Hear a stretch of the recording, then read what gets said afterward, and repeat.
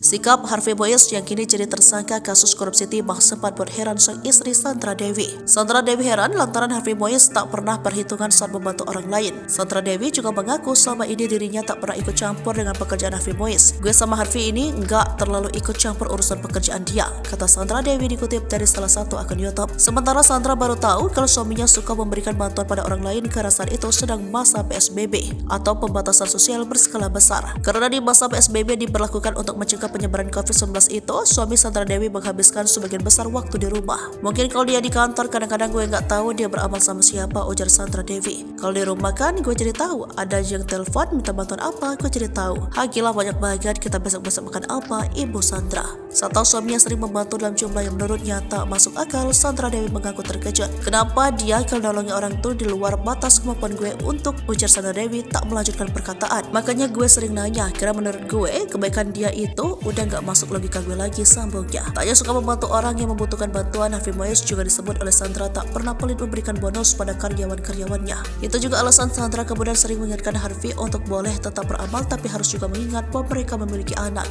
Gue sering banget ingetin ke dia, kalau beramal tuh ingat-ingat punya anak 2, anak kita cowok, ucap Sandra. Hal kayak gitu pun akhirnya gue jadi tahu ternyata dia banyak nolongin orang, ibunya.